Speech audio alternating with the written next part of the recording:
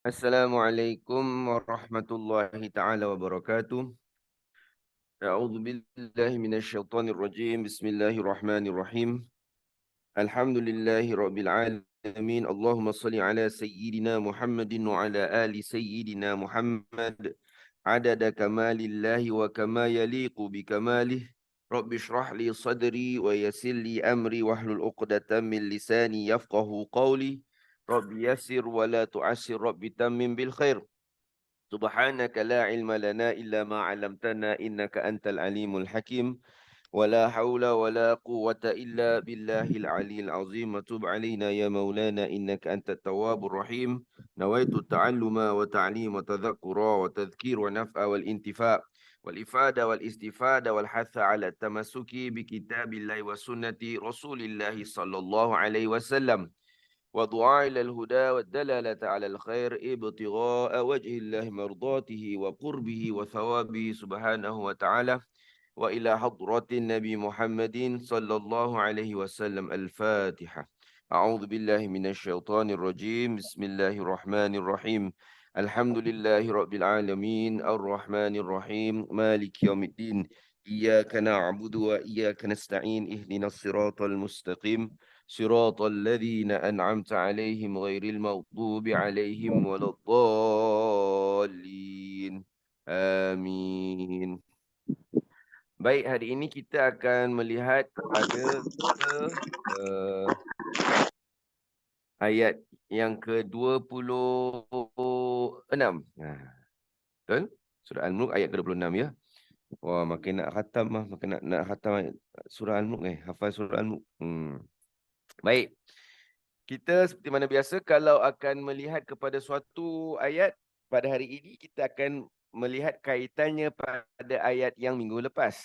Pada minggu lepas kita melihat pada ayat ke-25 yang mana orang-orang yang tidak beriman, orang-orang yang telah dilekakan ataupun dialpakan dengan harta benda keturunan mereka itu, mereka ini bertanya kepada Nabi SAW, bila hari kiamat tu kalau kau ni betul-betul yang benar. Dan kita tahu bahawasanya soalan mereka ini soalan orang yang apa namanya tu ingin memeli, ingin memperolok-olokkan Nabi SAW. Padahal ayat ini luar biasa kerana orang-orang musyrikin Mekah ni tahu yang Nabi Muhammad ini bukan orang yang berbohong, orang yang berdusta. Tapi di akhir kata dia kata apa? In kuntum shadiqin. Kamu ni betul, kalau kamu betul orang yang benar, bila hari kiamat tu? Jadi mereka ini seolah-olah disebabkan harta benda, disebabkan keturunan, disebabkan kemewahan dan segala kebaikan dunia itu, mereka merasakan bahawasanya mereka rasa mereka berhak untuk hidup selama-lamanya, untuk tak berlaku hari kiamat atau perhitungan atas diri mereka. Ini soalan mereka pada minggu lepas ya. Kita ingat minggu lepas mereka bertanya, bilakah datangnya hari kiamat? Kalau kamu ni betul-betul orang yang benar. Hari ini ayat ke-26 ya, jadi ada jawapannya. A'udzu billahi minasyaitonir rajim. Qul innamal ilmu 'indallahi wa innama ana nadhirum mubin. Katakanlah wahai Muhammad, sesungguhnya ilmu pengetahuan tentang masa kedatangannya hanya ada pada sisi Allah. Dan sesungguhnya aku hanyalah seorang Rasul, pemberi ingatan dan amaran yang terang nyata. Ini jawapan Nabi SAW. Nah, antara mukjizat Al-Quranul Karim ialah bahawasanya apabila Nabi menjawab satu soalan itu, Nabi akan menjawab dengan jawapan yang Allah suruh Nabi jawab. Buktinya kat sini. Qul. Sekarang kita dah apa? Qul. Huwallahu ahad. Qul a'udzu birabb. Kenapa qul tu? Bila mana Nabi itu maknanya apa? Katakanlah. Itu namanya itu fi'il amr kan. Qul. Katakanlah wahai Muhammad. Ini memberikan peringatan kepada siapa? Kepada semua orang, kepada orang-orang yang orang musyrikin dan termasuk kita yang beriman ini bahawasanya yang menjawab tu walaupun itu Nabi Muhammad SAW, tapi jawapan itu atas wahyu Allah, bukan jawapan sendiri. Kan? Itu sebab kalau dibuat dikata qul, maknanya apa? Perintah. Allah perintah, jawab macam gini. Jadi nak mengatakan sebagaimana ayat Al-Quran, wa ma yantiqu anil hawa in huwa illa wahyu yuha. Maksudnya apa? Nabi ini tak berbicara dengan hawa nafsu Nabi. Nabi bila orang tanya, ada masa bila orang-orang musyrikin Mekah tanya, bila orang tanya, Nabi akan berdiam. Nabi tak akan serta-merta menjawab. Tapi sebaliknya Nabi SAW itu akan apa? Nabi SAW itu akan menjawab setelah Allah memberikan keizinan atau Allah berikan wahyu. Baru Nabi jawab. Macam ini. Dia tanya, bila hari kiamat? Wahai Muhammad, katakan kepada mereka. Gitu. Jadi macam mana nak aplikasikan ni Ustaz? Kan macam mana kita nak aplikasikan perkara ini? Macam nak beritahu, macam mana kita nak amalkan sesuatu perkara yang mana yang Nabi ni dia cakap dengan wahyu. Tak jawab serta-merta. Kita ni macam mana nak amalkan? Kita ni bukan diturunkan wahyu pada kita kan. Kita ni bukan Nabi. Gini. Kita jadi orang yang bila mana nak berbicara itu, jangan serta-merta nak menerpa. Ini kita boleh amalkan. Nabi ni tak akan serta-merta berbicara, tapi melainkan Allah wahyukan pada dia. Maka kita orang yang beriman ni, kalau nak berbicara, jangan berbicara melainkan telah mendapat panduan daripada Allah SWT. Ya, melainkan mendapat panduan daripada Allah SWT. Maknanya kita jangan suka-suka nak jawab, jangan suka-suka nak jawab. Kalau orang cakap kita, asal orang cakap, ada je kita nak cakap. Tak, kan? Tahan diri dulu dan lihat apakah panduan agama dalam apa yang kita nak cakapkan. Kadang-kadang orang tanya kita, tak tahu apa-apa, tak mesti kena jawab. Kalau tak tahu nak jawab, jangan jawab. Kalau tahu jawab, ada caranya. Ya begitu. Okey? Itu satu. Hari ini pula kita akan tanya pada Nabi bila hari kiamat. Tapi lihat jawapan Nabi SAW. Okey? Ilmu pengetahuan tentang masa kedatangannya hanya ada pada sisi Allah. Hanya ada pada sisi Allah. Maknanya apa? Hari kiamat ni yang tahu hanya Allah. Yang tahu hanya Allah. Jadi tak ada satu orang pun yang tahu bila specifically bila akan datangnya hari kiamat itu. Nabi kerjanya menyampaikan sahaja. Okey, tapi Nabi SAW itu telah diberitahu akan tanda-tandanya hari kiamat. Tanda-tandanya hari kiamat. Jadi Nabi tak beritahu harinya bila, tapi diberikan tanda-tanda hari kiamat. Dan hari ini kita nak bincangkan sedikit tentang apakah itu tanda-tanda hari kiamat. Berapa? Dia banyak tau. Tanda hari kiamat tu banyak. Tapi secara amnya nak tanya diri kita ni dah dekat ke jauh dengan hari kiamat? Kita ni dah dekat ke jauh dengan hari kiamat? Dekat ke jauh? Cuba jawab. Dekat. Dekat. Betul. Kan? Macam mana tahu dekat? Senang saja. Dalam Al-Quran ada surah namanya Al-Qamar. Surah Al-Qamar. Surah tentang bulan. Ayat ini diturunkan lebih kurang 1400 tahun yang lalu. 1400 tahun yang lalu. 1400 tahun yang lalu. Apa ayat itu? Iqtarabatis sa'ah wanshaqqal qamar. Kalau kita buka surah Al-Qamar ada ayat Iqtarabatis sa'ah wanshaqqal qamar. Telah dekat akan hari kiamat dan telah terbelah bulan. Bila berlaku peristiwa terbelahnya bulan? Ketika Nabi SAW. Ini waktu Nabi masih hidup lagi. Waktu Nabi di kota Mekah lagi. Orang-orang musyrikin Mekah, orang yang tak beriman, bilang kepada Nabi SAW. Kalau kau betul Nabi, kau belahlah bulan tu. Kalau kau betul-betul Nabi, kau belahlah bulan tu. Jadi Nabi SAW mengisyaratkan kepada mereka, lihat pada bulan tu. Kan, lihat pada bulan tu dan Nabi isyaratkan dengan jari Nabi SAW yang mulia, maka terbelahlah bulan itu.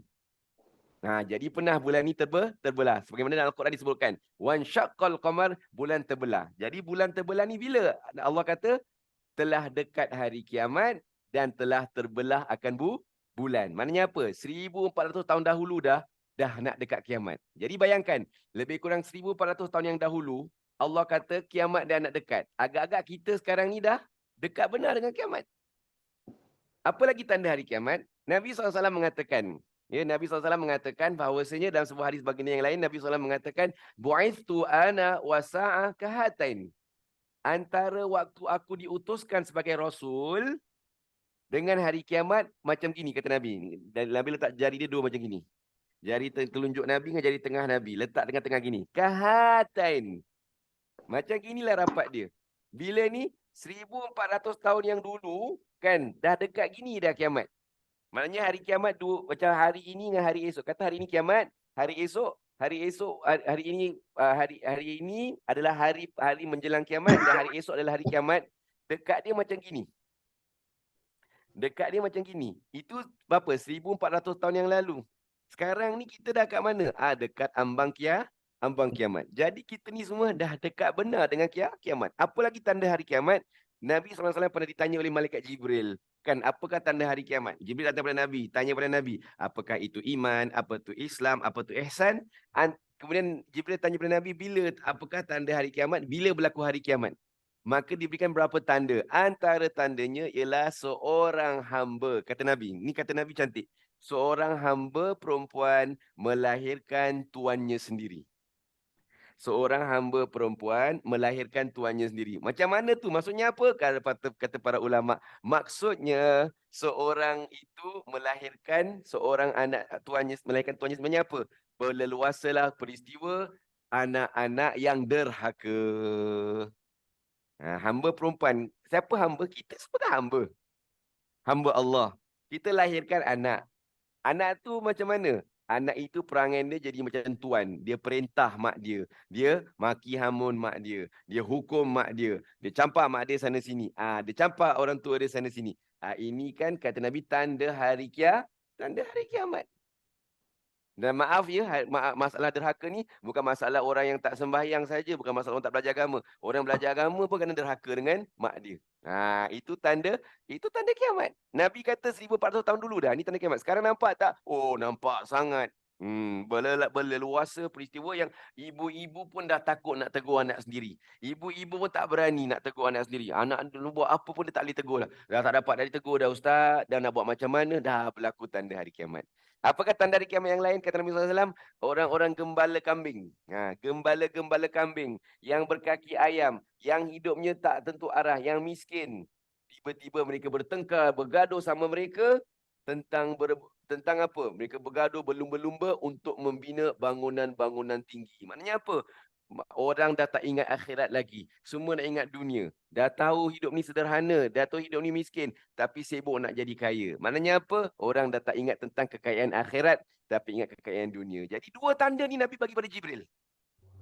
Ini hadis sahih. Kan? Nabi kasih dua tanda ni aja. Tanda apa? Berluasanya kederhakaan, berleluasanya kegilaan ataupun kecenderungan yang luar biasa terhadap dunia. Dah nampak tak tandanya? Oh, tandanya nampak sangat di depan mata kita. Kemudian dalam hadis yang lain pula Nabi mengatakan, la taqumus sa'ah. Tak berlaku hari kiamat. Hatta yamurru rajulu bil qabri rajuli. Fayaqulu makanahu. Tak berlaku hari kiamat, melainkan melalui seseorang itu pada kubur seseorang yang lain. Kita lalu tu kubur. Satu hari kan kita lalu kubur seseorang itu. Fayaqulu, dan berkata yang berjalan tu, dia lalu kubur kawan dia ke saudara dia kata apa? Makanahu. Tempat dia ni lagi bagus dari tempat aku sekarang. Kenapa? Dunia dah jadi tempat yang penuh dengan fitnah, penuh dengan benda-benda yang tak baik, penuh dengan perkara yang tak baik, benda yang merosakkan iman, yang merosakkan keamanan, yang merosakkan kesejahteraan. Bukankah kita hidup di zaman itu sekarang? Yang mana kita masuk tempat yang ada banyak sangat. Kan? Banyak sangat keadaan yang tak elok. Kan? Tengok sana jadi tak betul, tengok sini jadi tak betul, sana tak aman, sana berbunuhan.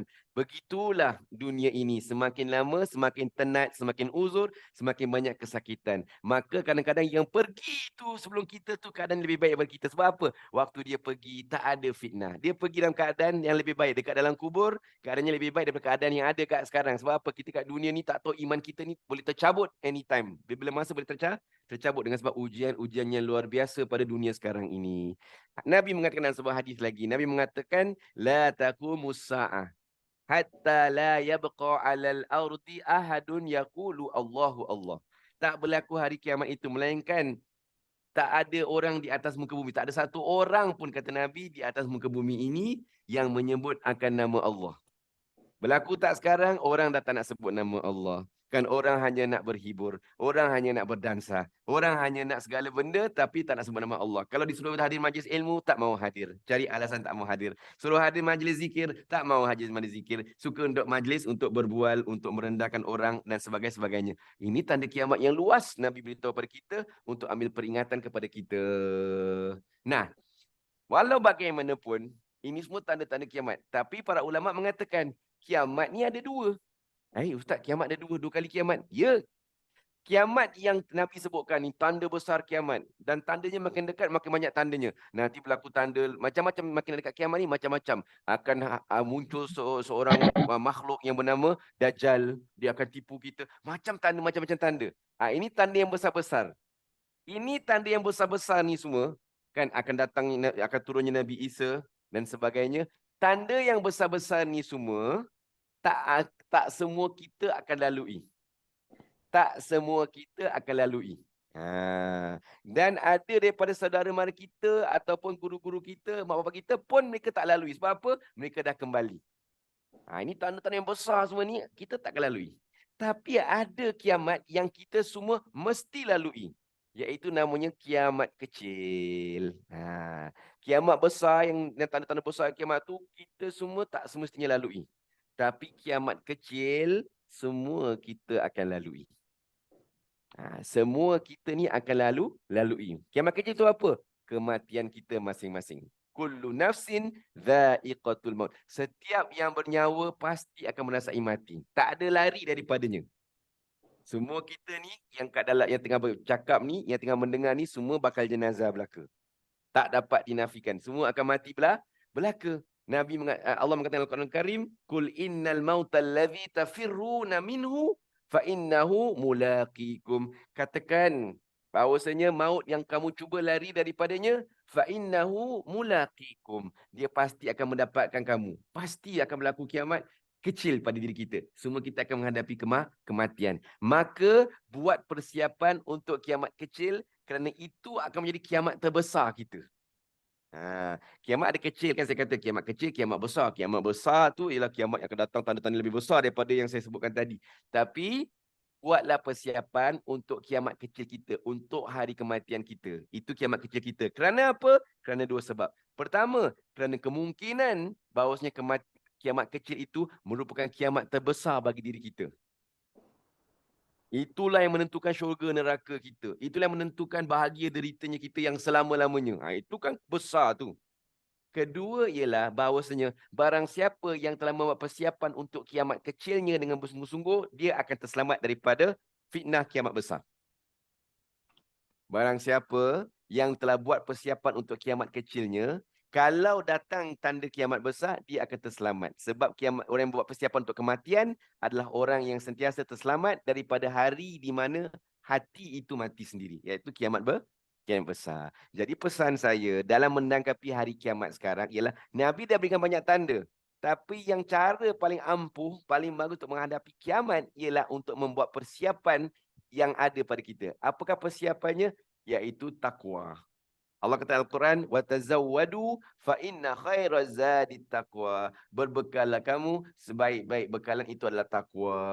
Macam mana? Pastikan hidup kita daripada sekarang sampai bertemu kiamat. Tak kiralah kiamat kecil ke kiamat besar, ialah hidup atas dasar takwa. Apakah hidup atas dasar takwa itu? Adalah hidup yang tidak melakukan dosa dan melaksanakan perintah semata-mata. Hidupnya gitu je. Ikuti perintah Allah, jauhi larangan. Hidup kita atas dua perkara. Ingat dua perkara ni. Hidup kita ialah kita jadi orang yang bila mana kita hidup ini hanya antara dua. Sama ada kita tengah ikut perintah Allah atau tengah tak buat dosa. Pastikan hidup kita macam gitu Kita tengah buat perintah Allah. Kalau tengah tak buat perintah Allah, tengah tak buat dosa. Apa yang tengah tak buat dosa, Ustaz? Kita sama ada tengah sembahyang, tengah baca Quran, tengah masak, ataupun kita tengah tidur. Sebab tengah tidur tak buat dosa. Gitu. Kedua ialah hidup kita ni antara dua juga. Antara kita ini sedang beribadah atau sedang berjasa kepada orang. Jadi ibu-ibu senang. Hidup kita ni antara kita tengah belajar Quran pagi tadarus atau tengah buat siapan makanan untuk anak untuk suami dan anak. Kita sama tengah baca Quran ataupun tengah berbuat baik dengan jiran tetangga. Jadi hidup kita ni, jadi saya kasih tips dua-dua. Apa dua-dua tu? Dua. Hidup kita ni antara buat ketaatan dan jangan buat dosa. Dan hidup kita ni antara buat ketaatan kepada Allah SWT dan juga berbakti kepada sesama manusia. Hidup kita gitu je. Jangan lari daripada ini. Kita jalankan dua kaki kan? Jadi dua kaki ni jalan gitu je lah. Sama ada kaki kita tengah jalan buat ketaatan dan kaki kita yang sebelah tengah tak buat dosa. Yang lagi satu kaki tengah jalan kepada ibadah ataupun kaki kita tengah berjalan kepada khidmat atau berjasa kepada sama manusia. Itu sebab orang Nabi pernah berkata tentang hari kiamat. Nabi mengatakan bada'al Islamu ghariban wa sayaudu ghariban. Islam tu bermula dalam keadaan asing. Islam bila Nabi ajarkan Islam pada orang-orang terdahulu. Zaman Nabi SAW bila Nabi ajarkan Islam, suruh sembah Allah, jangan sembah berhala, suruh sembah Allah, jangan buat kerosakan, jangan buat maksiat dan sebagainya. Orang anggap perkara tu pelik sekali. Islam ni agama yang aku tak boleh terima lah ajaran ni sebab apa? Banyak benda tak boleh buat. Wasayaudu ghariban. Nabi katakan nanti hari kiamat, nanti makin lama jadi pelik agama Islam ni. Maksudnya apa? Orang tengok agama ni agama yang asing, yang ganjil. Kalau zaman sekarang kalau kita sembahyang hari raya pergi rumah orang, tiba-tiba kita minta nak sembahyang, orang tengok pelik ah. Hari raya pun nak sembahyang. Kan pergi rumah orang hari raya, pergi rumah hari raya rumah orang, rumah makcik kita ke rumah saudara kita. Tiba-tiba kita nak sembahyang, tengok nak sembahyang pula. Makin lama makin ganjil, makin pelik. Sekarang kita dah teruk. Makin lama makin teruk nanti. Jadi Nabi kata akan datang satu masa nanti ajaran Islam ni kau nak buat ni jadi pelik. Kalau kau cakap benda benar, orang kata, alah kau ni nak jadi warak lah. Kalau kita bangun pagi-pagi untuk baca Quran, orang kata, apa pagi-pagi bangun baca Quran? Tak ada benda lain ke nak buat? Berlaku begitu nanti nak dekat kiamat. Maka Nabi kata apa? Fatuba lil ghuraba. Beruntung besarlah orang-orang yang asing ini, yang dianggap ganjil ini. Apa dia? Para sahabat bertanya, wamal ghuraba ya Rasulullah? Siapa orang-orang yang dianggap asing atau ganjil ini? Nabi mengatakan, allazina yuslihuna inda fasadin nas. Iaitu orang-orang yang berbuat kebaikan di tengah kerosakan manusia. Manusia tengah ajak supaya bergaduh, supaya membunuh, supaya buat benda tak baik, tapi dia ajak pada keamanan. Manusia ajak supaya buat perkara yang berfoya-foya, benda sia-sia, dia ajak ke majlis ilmu. Manusia ajak supaya buat benda-benda yang sia-sia, berlari, menyanyi sana, bertempik sana, bertempik sini, dia ajak marilah bangun pagi baca Quran. Kita atas jalan itu sahaja.